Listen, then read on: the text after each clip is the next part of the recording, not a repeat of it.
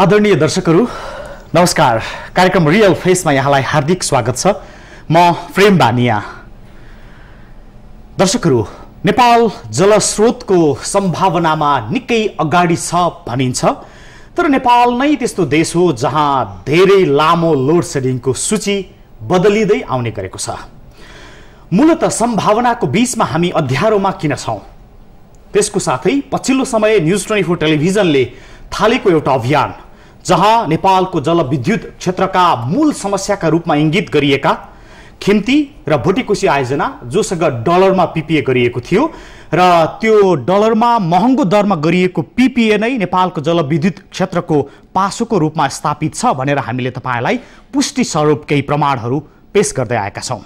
यो सिलसिलाका बीच नेपालको ऊर्जा मन्त्रालयले यसबारे के भन्ला भन्ने जिज्ञासा सहित आज हामी प्रस्तुत हुँदैछौं। यसका लागि हाम्रो स्टुडियोमा हुनुहुन्छ ऊर्जा मन्त्री राधा गेवाली। स्वागत छ यहाँलाई। धन्यवाद। सन्चै हुनुहुन्छ? एकदम। के गर्दै हुनुहुन्छ अचेल? हजुर, म मन्त्रालयकै काममा व्यस्त छु। व्यस्त हुनुहुन्छ हैन? हजुर। तपाई आएपछि केही परिवर्तन भयो मन्त्रालयमा? केही परिवर्तन निश्चित रूपमा भएको छ। अब मैले विगतमा पनि विगतका सरकारहरूले पनि काम त नगरेका होइनन्, गरेकै हुन्, तर पनि विगतका सरकारहरूको हाम्रो एउटा लामो समयदेखि हामी स्थिर सरकार हुन पाएन। कुनै पनि सरकारले 5 वर्ष लगातार काम गर्न पाइरहेको छैन। यसो गर्दा एउटा सरकारले काम थालिने गर्छ, फेरि अर्को सरकार आउँदा त्यसको निरन्तरता कतै भएको छ कतै भएको छैन। यसरी व्यवस्थित ढङ्गले कामको थालनी हुन पाएको छैन। तर यसपटक चाहिँ अब हामी अलिकति राजनीतिक स्थिरतातिर मुलुक गइरहेको अवस्थामा मलाई काम गर्न पनि केही सहज भएको छ र मैले धेरैवटा कामहरूको थालनीहरू सुरु गरिसकेको छु। मन्त्रालयमा आइसकेपछि दोस्रो चौमासीको समीक्षा भयो। त्यसमा पनि हामीले विगतको दोस्रो चौमासी सिद्धिने बेलामा आएकी थिएँ र अलिकति कामको जुन थालनी गरिसकेका थियौँ यसबारेमा पनि अलिकति काम अगाडि बढेको छ। त्यस्तै राष्ट्रिय गौरवको बुढी गण्डकी जल विद्युत आयोजना छ, यसको पनि कामहरू केही रोकिएको थियो। यसलाई पनि अहिले हामीले एउटा फ्रेन्च कम्पनीले यसलाई अध्ययन गरिरहेको छ। यस कामलाई पनि हामीले अगाडि बढाएका छौँ। यसरी नै चमेलियाको कामलाई पनि अगाडि बढाइरहेका छौँ। यद्यपि केही कामहरू अझै निर्णय गर्नुपर्ने बाँकी नै छन्, किनभने हाम्रो बोर्ड चाहिँ समयमा बस्न सकेका छैन।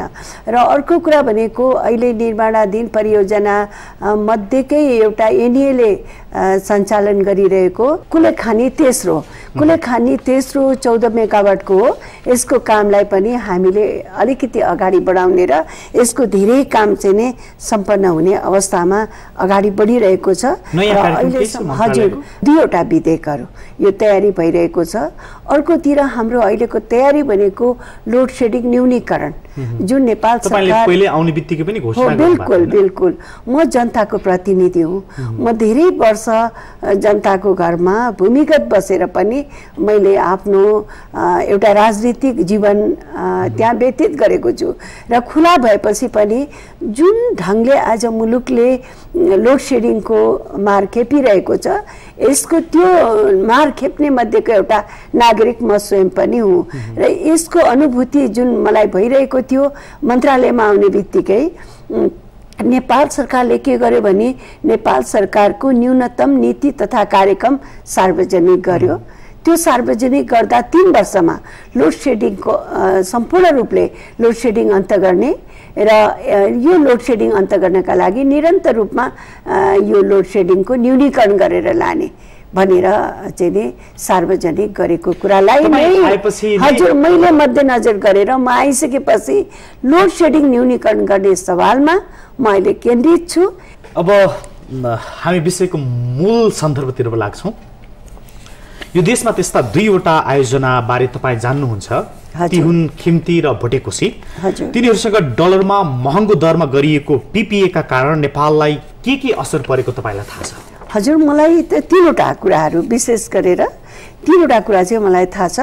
यो पिपिए कसरी गर्यो, को संलग्न भए, सबै कुरा म जान्दछु। म एउटा सचेत नागरिक हुँ र म राजनीतिमा पनि लामो समय, हजुर, म सबै त्योभन्दा अगाडि पनि जान्दछु, किनभने म लामो समय पञ्चायतको विरुद्धमा पनि लडेँ, भूमिगत गएँ, 2-4 अक्षर पढेपछि राजनीतिमा लागेको मान्छे पनि हो। यसर्थ यो कुरा सबै पाटो मलाई थाहा छ। त्यसो भए यसको असरहरू बताइदिनु। हजुर, यसको असरहरू के? हजुर, यसको एउटा असर के भने नेपाल विद्युत प्राधिकरणले अहिले पनि सरकारलाई रोयल्टी तिर्नुपर्छ, एउटा कुरा त यो नाममा हैन। हजुर, एकदम। दोस्रो कुरो भनेको चाहिँ नि के हो भने जुन पिपिए डलरमा भयो, यो डलरको चाहिँ नि रेट बढेर जाँदा नेपाललाई अर्को असर यसले पारिरहेको छ। तेस्रो असर हामीले देखिरहेको के हो भने यो चाहिँ नि पिपिए गर्ने दौरानमा जुन बढी मात्रामा विद्युत उत्पादन हुन्छ त्यो चाहिँ नि रेटमा चाहिँ 1.5 गरेर दिने, बढी भएको गरेर दिनुपर्ने, त्यो जुन तीनवटा यी कुराहरू छन्। यसले बढी चाहिँ अतिरिक्त ऊर्जाको अतिरिक्त ऊर्जा, किनभने जति उत्पादन हुन्छ त्यो भन्दा कम देखाइएछ त्यो बेलामा। यी तीनवटा कुराले गर्दा अहिले हाम्रो विद्युत प्राधिकरणले घोडा टेकेको छ। र मैले यो कुरा धेरै त यसमा नर्वेजियन पार्टीहरू रहेछन् र मैले चाहिँ नर्वेजियन राजदूतलाई यो कुरा राम्रोसित राखेँ। उहाँले गम्भीरतापूर्वक यो लिनुभयो र उहाँले त्यो नर्वेबाट आउने पार्टीलाई पनि उहाँले बोलाएर हामीसित भेटघाट गराइसक्नुभयो र गराइसकेपछि हामीले उहाँलाई के भन्यौँ भने तपाईले नै यसको चाहिँ प्रपोजल लिएर आउनुहोस्, कसरी यसलाई समायोजन गर्न सकिन्छ। अब तपाईँहरूले लामो समयसम्म खिम्ती परियोजना तपाईँहरूले सञ्चालन गरेर धेरै ठुलो रकम, यसमा तपाईँहरूको लागत र नाफा धेरै ठुलो रकम चाहिँ गइसक्यो, जसका कारण हामीले अहिले हाम्रो विद्युत विकासका लागि यो परियोजनाका कारणले हामीले अगाडि बढ्न सकेनौँ, एउटा ठुलो बाधकको रूपमा रह्यो। यसलाई चाहिँ अब तुरुन्तै हामीले चाहिँ यसलाई चाहिँ फेरि पुनर्मूल्याङ्कन गरेर अगाडि बढ्नुपर्छ भन्ने कुरा मैले राखेपछि त्यो आउनुभएको जो व्यक्ति हुनुहुन्थ्यो उहाँले पनि हुन्छ भनेर जानुभयो। केही समय हामी पर्ख्यौँ, आउनु भएन र मैले के कुरा पनि थाहा पाएँ भने म मन्त्री हुने बित्तिकै हाम्रो विद्युत प्राधिकरणले अब त्यो संस्थासित आगामी दिनमा कुनै पनि सम्झौता नगर्ने, काम नगर्ने अरू फर्दर कुनै प्रकारका आयोजनामा संलग्न नहुने भनेर निर्णय गराएर रहेछ। यो थाहा पाएपछि म यो कुरामा सहमत छैन। यो भनेको हिमाल पावरसँगको कुरा, त्यो जुन नर्वेजियन पार्टी, त्यो एज ए होल नर्वेजियन पार्टीसित। अनि त्यो कुरा चाहिँ मलाई चाहिँ जानकारी गराउनु भएपछि मैले भने म त नयाँ मन्त्री हुँ, नयाँ आएँ, अब नयाँ ढङ्गले चाहिँ हामी अगाडि जानुपर्छ भन्ने कुरा चाहिँ राखेकी छु। मलाई के कुरा थाहा छ भने नर्वेजियन सरकारले हाम्रो देशको विकास निर्माणका सबै क्षेत्रमा सहयोग गर्दै आएको छ र सामाजिक क्षेत्रमा पनि यसले निरन्तर रूपमा सेवा सहयोग गर्दै आएको छ। यसरी चाहिँ नर्वेजियन सरकारको जुन सहयोग छ, अहिले भर्खरै पनि प्रसारण लाइन जुन छ त्यसका लागि पनि ठुलो रकम चाहिँ नर्वेजियन सरकार, एडिबी लगायतका संस्थाहरूले हामीलाई दिएका छन्। यसर्थ हामीले यसलाई चाहिँ एकदम टेबल टक गरेर चाहिँ सौहार्दपूर्ण ढङ्गले तपाईँले यसका लागि चाहिँ नै प्रस्ताव पेश गर्नुहोस्, छलफल गरेर अब यसलाई पुनर्भाषित अथवा संशोधन आवश्यक छ भन्ने कुरा मैले उठाएँ। यसमा उहाँहरू पनि सहमत हुनुहुन्छ र पुनः अहिले यो आउने हप्तामा एउटा समय हामीले नर्वेजियन राजदूतसित उहाँहरूलाई कुरा गर्नका लागि मैले समय दिएकी छु र अब हाम्रो फेरि कुराकानी हुन्छ र यसलाई हामीले संशोधन गर्ने बाटोतिर लागिरहेका छौँ र उहाँहरू पनि त्यो पक्षमा रहेको मैले जानकारी पाएकी छु। एउटा प्रसङ्ग यसमा अलिकति थप्न खोजिराखेको छु। अरू आयोजनाको हकमा जनतालाई नर्मली पब्लिक सेयर दिनुपर्ने व्यवस्था पनि छ, तर हामी जुन विषयमा केन्द्रित भएर कुराकानी गरिरहेका छौँ, खिम्तीले अथवा भोटेकोसीले अहिलेसम्म पब्लिक सेयर पनि निष्कासन गरेको छैन। यतिसम्मको चरम र बर्बर अवस्था पनि नेपालको सरकारले किन सही आएको रहेछ? हजुर, तपाईँको जस्तै जिज्ञासा मेरो पनि रह्यो। जब म यो कुरा चाहिँ अध्ययन गर्न थाले किन सही रहेको रहेछ, किन आफ्ना वेदनालाई, आफ्ना अप्ठ्यारालाई, आफ्ना समस्यालाई, राष्ट्रलाई नै असर परेको कुरा यत्रो धेरै प्रचुर मात्रामा विद्युत विकासको सम्भावना भएको देशमा हामी विद्युत विकास गर्न भर्खरै पाइला सार्दा किन हामी यसरी थचारिनु पर्यो, अगाडि बढ्न सकेनौँ भन्ने जिज्ञासा मेरा पनि धेरै रहे। आगामी दिनमा पनि यस्ता कमी कमजोरीहरू चाहिँ नदोहोऱ्याउनका लागि धेरै सचेत भएर हामीले अब विदेशीहरूसित गर्ने सम्झौता, स्वदेशीहरूसित गर्ने सम्झौतामा पनि नेपाल राष्ट्र, नेपाली जनता विद्युत विकासका लागि हानि पुग्ने गरेर कुनै काम गर्नुहुन्न भन्ने कुरामा मैले मेरो मन्त्रालयमा पनि सचेत बनाइरहेको छु र आफू पनि म सचेत बन्दै गएको छु। हुन त मन्त्रीज्यू इतिहासमा समय एउटा अवसरको रूपमा पनि प्राप्त हुन्छ। तपाईँ आज जुन मन्त्रालयमा हुनुहुन्छ, म व्यक्तिगत रूपमा लाग्दछ कि तपाईँलाई एउटा ऐतिहासिक अवसर पनि प्राप्त भएको छ। बिल्कुल। यसले देश अथवा राज्य स्रोतलाई यो ब्रह्म लुट गरिरहेको एउटा निरङ्कुश अथवा यो खालको चेनबाट मुक्त गराउनेछ भन्ने हामी स्वाभाविक अपेक्षा लिन्छौँ नै। तर म यहाँलाई केही जानकारीहरू मैले हिजो मात्र प्राधिकरणबाट लिएको जानकारी यहाँलाई सुनाउँछु। प्राधिकरणका कार्यकारी निर्देशक अर्जुन कार्कीका अनुसार प्राधिकरणको कुल आम्दानीको 40% रकम यी दुईवटा आयोजनालाई मात्र भुक्तानी गर्नुपर्छ। बिल्कुल, डलरमा गर्नुपर्ने हुनाले हाम्रो ठुलो रकम चाहिँ त्यहाँ जान्छ। त्यस्तै यहाँ देखिन्छ हिमाल पावरलाई नेपाल विद्युत प्राधिकरणले अहिलेसम्म बुझाएको कुल रकम 34 अर्ब 27 करोड 47 लाख 48 हजार रुपियाँ हो। अनुमान गर्नुहोस् यो रकमले नेपालमा के गर्न सकिन्थ्यो होला? हामी धेरै आयोजनाहरू सम्पन्न गर्न सकिन्थ्यो र अहिले 12 घण्टाको लोड सेडिङलाई हामीले न्यूनीकरण गरेर लान सक्थ्यौँ। यस्तो लोड सेडिङ यहीँनिर मन्त्रीज्यू, यहीँनिर 12 घण्टाको लोड सेडिङलाई कम गर्न सकिन्थ्यो जति पैसा हामीले उसलाई बुझायौँ भन्दै हुनुहुन्छ। भनेपछि नेपालको लोड सेडिङको मूल कारण पनि यिनै आयोजना हुन्। मूल कारण त मैले यिनी आयोजना मात्रै हुन् म भन्दिनँ, यिनीहरू पनि हुन्। यिनीहरू पनि हुन् मन्त्रीज्यू। त्यो एकातिर छ, हाम्रो देश नै आर्थिक रूपले सबल हुन सकेन, त्यो एकातिर छ। हजुर, हैन, हामीले नयाँ ठुला आयोजनाहरू निर्माण गर्न सकेनौँ स्वदेशी लगानीमा, एकातिर छ। तर त्यसभित्र पनि अहिलेसम्मको चेनलाई हेर्ने हो भने 2057 सालमा भएको पिपिएदेखि आजसम्म आउँदै गर्दा त नयाँ आयोजना बन्न नसक्नुको कारण पनि यिनीहरू हुन्। हजुर, नयाँ आयोजना बन्नका लागि यिनीहरू त हुन् नै। फेरि हाम्रो विद्युत प्राधिकरणमा पनि केही कमी कमजोरीहरू हामी त्यसमा आउँछौँ। हजुर, किनभने मैले तपाईँलाई जोड्दैछु, लोड सेडिङ नेपालमा बढिरहनुको कारण खिम्ती र भोटेकोसी किन हुन् भने यिनीहरूलाई जुन दरमा, जुन डलरको रेटमा हामीले एग्रिमेन्ट गरेका थियौँ त्यो एग्रिमेन्ट अरूलाई गर्न सकेनौँ। अरूले त्यही खोजे, त्यसकारण हामी कहाँ नयाँ आयोजना आउँछ। त्यही खोजे भन्दा पनि हामी आर्थिक हिसाबले कमजोर भएर गयौँ हैन। दोस्रो नम्बरमा हामीले जुन कुरा गर्दैछौँ कि खिम्तीलाई अझ उसको रोयल्टीसम्म हामीले तिर्दिनुपर्ने व्यवस्थाको जुन एग्रिमेन्ट गऱ्यौँ त्यो एग्रिमेन्ट हामी अरू कुनै आयोजनासँग गर्न सक्दैनौँ। त्यसकारण अरू आयोजना आउनलाई बाटोमा अप्ठ्यारो छ। हजुर। चौथो नम्बरमा हामी स्वदेशी लगानी पनि भित्राउन सकिरहेका छैनौँ सापेक्षिक रूपमा, किनभने उनीहरू पनि त्यही रेट खोज्न अथवा त्यसप्रति अहिले कोही पनि त्यसरी आएका छैन। होइन, अब सबै पक्ष यसमा प्रष्ट छन् कि हामी जुन खिम्ती चाहिँ एउटा के हो भने पहिलो चरणमा होइन यसरी गएको विदेशी लगानीको संस्था भएको हुनाले हामीले चाहिँ नि एउटा गल्ती गर्यौँ।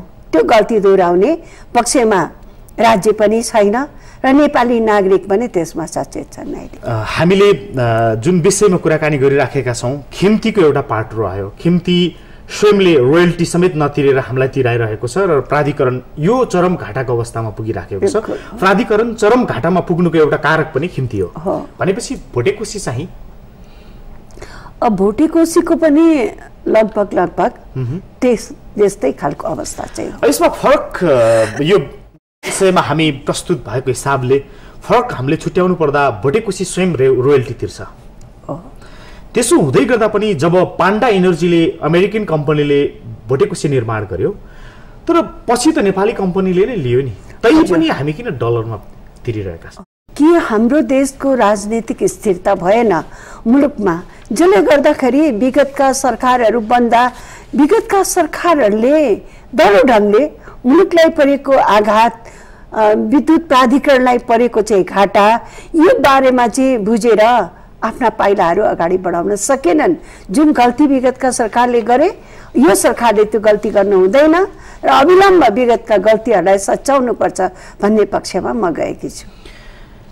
अब यही विषयमा केन्द्रित हुँदै गर्दा तपाईँ यो विषयमा पहिलेदेखि जानकार पनि, पञ्चायतकालीन राजनीतिदेखि यहाँसम्म आउनु भएको, त्यति बेला मानिसहरूलाई प्रलोभनमा पारेर त्यो हामीले नामै उच्चारण गर्यौं, कीर्तिचन्द्र ठाकुर अथवा पशुपति शमशेर अथवा लक्ष्मण, हजुर जसको नाम लक्ष्मण घिमिरे, जसको नाम उच्चारण गर्छौं, त्यति बेला यो पीपीए गरिसकेपछि के उहाँहरूलाई नियमित आम्दानी हुँदो रहेछ? केही थाहा पाउनु भएको छ यस विषय? मैले यस्तो केही थाहा पाएको छैन, किनभने मैले दुईजना व्यक्तिहरू जो संलग्न हुनुहुन्थ्यो त्यो बेलामा उहाँहरूको त्यस्तो खालको आर्थिक स्थिति, राजनीतिक रूपले दुईजना हैन, हजुर, असाध्यै उच्च तहमा हुनुहुन्छ दुवैजना दुईवटा पार्टीको।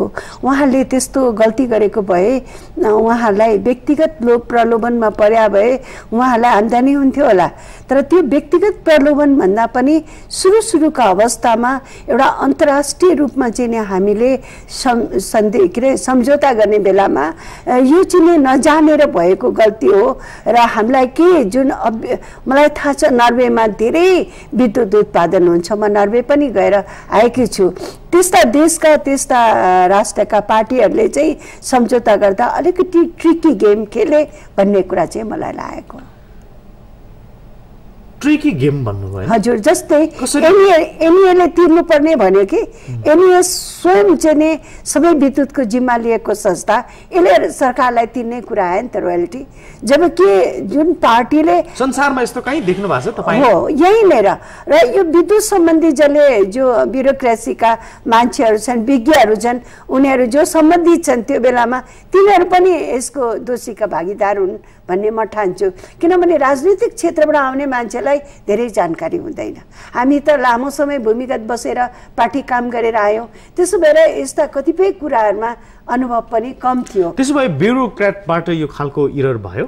ब्युरोक्रेट सबै कुरा त होइन, फेरि पनि राजनीति नै सबभन्दा माथिको कुरा हो।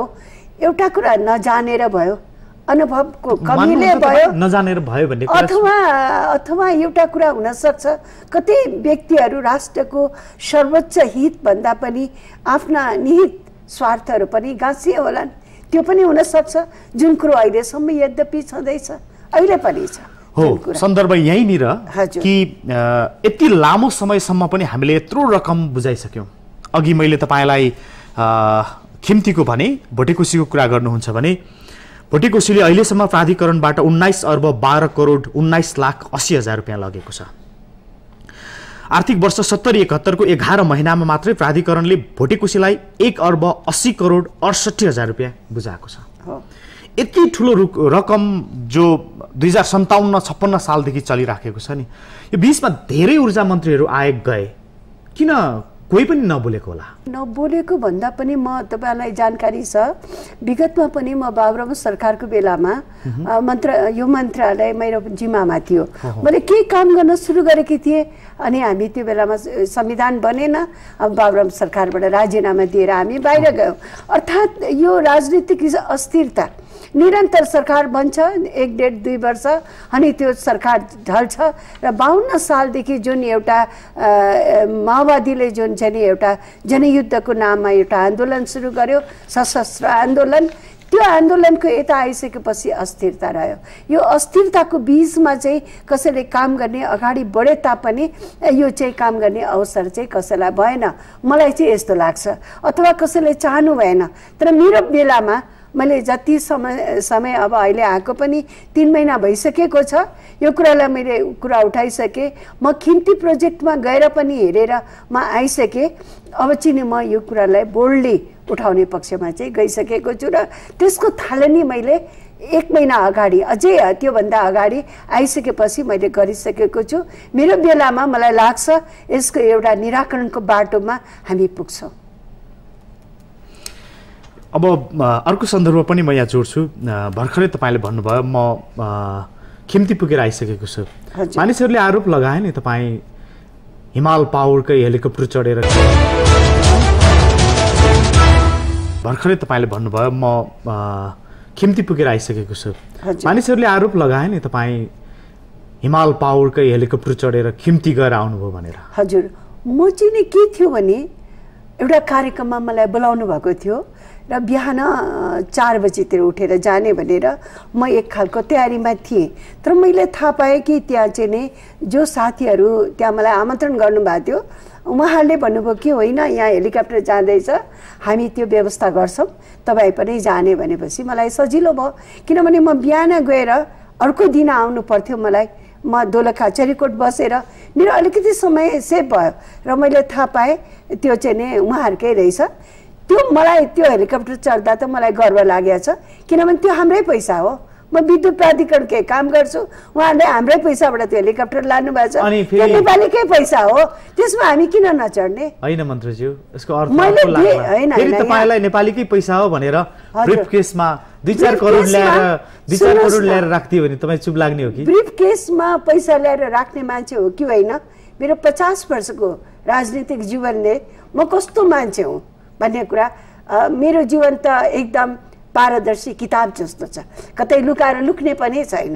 त्यो खिम्तीले हायर गरेको हेलिकप्टरमा म चढ्न हुँदैन भन्ने म ठान्दिनँ। त्यो नेपालकै पैसा लग्ने संस्था। चढ्नुहुन्छ तपाईँले भन्नुभएको शब्दमा, फेरि म योजनाबद्ध गएको होइन, मैले यहाँलाई जानकारी गराइसकेँ, म योजनाबद्ध गएको होइन। यसमा हाम्रो कुनै आपत्ति होइन। तपाईँले भन्नुभएकै शब्दमा नेपालीकै पैसाको हेलिकप्टर चढियो भन्नुभयो नि, त्यस्तै अर्थ लागेर चाहिँ तपाईँलाई ब्रिफ केसमा चाहिँ 2-4 करोड ल्याइदियो भने त्यो पनि नेपालीकै पैसा हो भनेर लिदिनु भएर यो मुद्दा ओझेल पर्यो भने के हुन्छ भनेर यो खालको प्रश्न गरेको। यस्तो कुरा सायद तपाईँको जीवनबाट हुँदैन होला है? यस्तो कुरा सायद कोही मान्छेले यस्तो कुरा सोचेर मेरो अगाडि दायाँ बायाँ कोही नजिक आउन पनि सक्छ जस्तो मलाई लाग्दैन। म बिक्री हुने वस्तु होइन। तपाईँको यो पृष्ठभूमि, तपाईँको यो विगतदेखिको छविका कारण तपाईँले सबै थोक जे भन्नुभयो, त्यसो भए तपाईँ निश्चिन्त हुनुहुन्छ? तपाईँले अघिदेखि अहिलेसम्म भन्नुभएको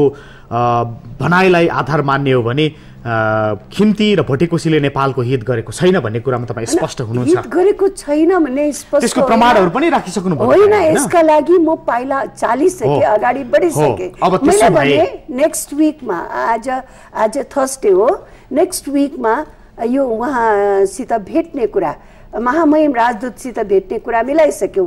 एक चरण उहाँले पठाइदिइसक्नुभयो, नर्वेबाट बोलाएर हामीसँग कुराकानी भयो र हामीले किनभने अन्तर्राष्ट्रिय एउटा सन्धि गरेका छौँ होइन, सम्झौता गरेका छौँ। त्यो सम्झौतालाई ब्रेक गर्नका लागि निसन्देह त्यो पार्टीलाई हामीले बोलाएर राखेर उहाँले नै प्रपोजल ल्याउनु पर्छ, अन्यथा हामी फेरि खरिद गर्ने बाटो पनि छ हामीसित होइन? हजुर, होइन, खरिद गर्ने बाटो पनि छ, विकल्पहरू छन्, किनभने उहाँहरूको लगानी त्यहाँ उठिसक्यो, नाफा पनि धेरै प्राप्त गर्नुभयो र स्वयं नर्वे राष्ट्रले चाहिँ हामीलाई निरन्तर रूपमा विकास निर्माणमा सहयोग गरेको छ र हामीले यस्ता कुरामा एकदम पौठे जोडी खेलेर जानुभन्दा, किनभने हामी एउटा पिपिए गर्दा नै एउटा उसबाट बाँधिसकेका छौँ, एउटा के अरे कानुनले बाँधिएका छौँ। त्यो कानुनले बाँधेको गाँठोलाई अब सौहार्दतापूर्ण ढङ्गले टेबलमा बसेर सल्लाह गरेर हाम्रो मुलुकको विकासलाई तपाईँहरूले यो बाटो चाहिँ नि बाधक भयो, यो खोलिदिनुहोस् भनेर हामी जाने। यसमा मैले आउने बित्तिकै कुरा, जब मैले पहिले अध्ययन थियो, मैले कुरा सुने, थाहा पाएँ, अरू पनि मैले रिपोर्ट के अरे यो ब्रिफिङ लिने काम गरेँ, त्यसपछि मैले पाइला चालिसकेको छु। त्यसो भए यो बताइदिनुहोस्, अब कहिलेसम्ममा यो पिपिए संशोधन अगाडि बढ्ला? जस्तो अर्को हप्ता राजदूतसँग भेट हुन्छ भन्नुभयो, प्रक्रियागत रूपमा गयो भने हामीले कति अनुमान गर्छौँ? 1 महिना? हजुर, मैले यो त धेरै छिटो गर्न चाहेकी थिएँ होइन। अब यही देशको हुन्थ्यो भने तुरुन्तै पनि हुन्थ्यो र उहाँहरूले बोलाइदिनु भयो, एकचोटि कुराकानी भयो, तर अलिक छिटो नभएको हुनाले हामीले चाहिँ फेरि उहाँलाई यही कुरालाई अलिकति छिटो गरौँ भनेर मैले अगाडि बढाइरहेको छु। अब ठ्याक्कै तिथिमिति त म भन्न सक्दिनँ, तर यो काम मलाई लाग्छ मेरै बेलामा यसलाई म सम्पन्न गर्नेछु। यो काम गर्न सके भने एउटा ठुलो यो राष्ट्रले जुनीसम्म होइन, यो मैले मेरो मुलुकका लागि, जनताका लागि मेरो त्योभन्दा ठुलो स्वार्थ केही छ, यति हो मेरो स्वार्थ।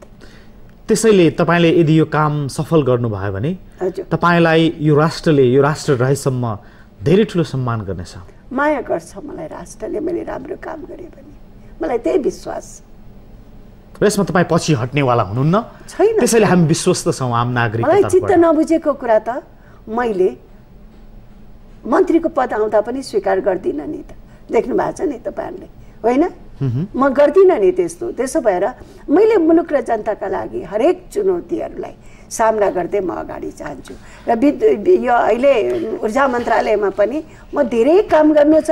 यो काम लगायत अब यो मुलुकलाई झलमल्ल पार्नु छ। 3 वर्षपछि सम्पूर्ण रूपले लोड सेडिङ अन्त गर्ने र आउने हिउँदमा थोरै भए पनि लोड सेडिङ न्यूनीकरण गरेर 12 घण्टाको लोड सेडिङलाई तल झार्ने, त्यो कुरामा त म प्रतिबद्ध भएर लागिरहेकी छु। आजको यो अन्तर्वार्तामा तपाईँले भन्नुभयो प्राधिकरणले सरकारलाई खिम्तीको रोयल्टी दिनुपर्छ, यो गलत हो। बिल्कुल।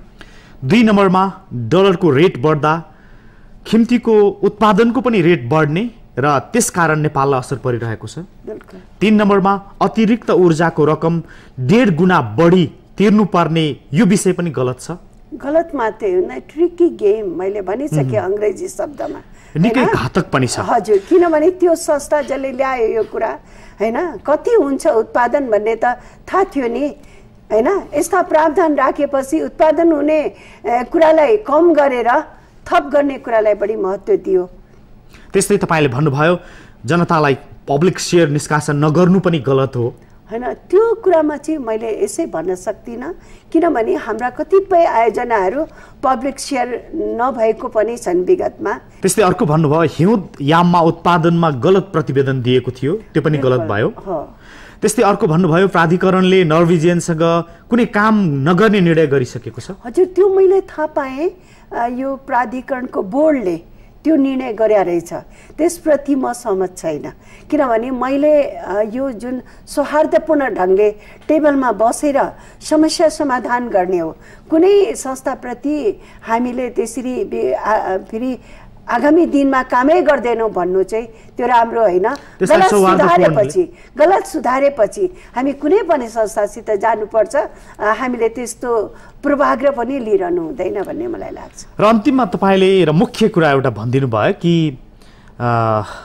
यो नर्वेजियन पार्टीसँग खास गरी हिमाल पावर लिमिटेड र खिम्ती आयोजनासँग भएको यो पिपिए र भोटेकोसीसँग भएको पिपिएलाई संशोधन गर्न के गर्नुहुन्छ र कहिलेसम्म गर्नुहुन्छ? हजुर, त्यो विषयमा हामीले जुन पार्टी उहाँले पठाइदिनु भयो, आए हामीसित कुरा गऱ्यौँ र मैले अघि पनि भने यो अन्तर्राष्ट्रिय एउटा कानुनद्वारा हामी निर्देशित छौँ। त्यसो भएको हुनाले उहाँलाई नै हामीले के भन्यौँ त, तपाईँले नै प्रपोजल ल्याउनुहोस् त, कहाँ के गर्ने, अनि हाम्रा कुरा हामी लैजान्छौँ भनेर हुन्छ भनेर जानुभयो।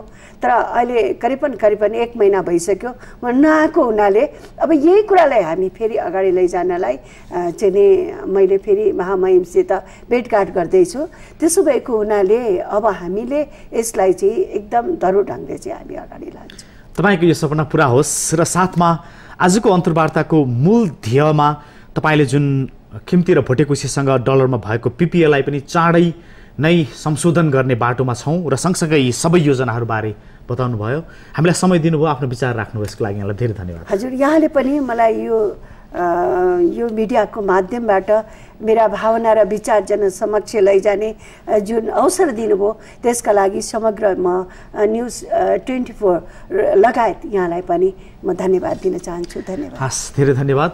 र आदरणीय दर्शकहरू, आजको रियल फेसको निर्धारित समय सकिएको छ। हामी अर्को हप्ता अर्का अतिथिका साथ उपस्थित हुन्छौँ। आजलाई हामीलाई बिदा दिनुहोस्। नमस्ते।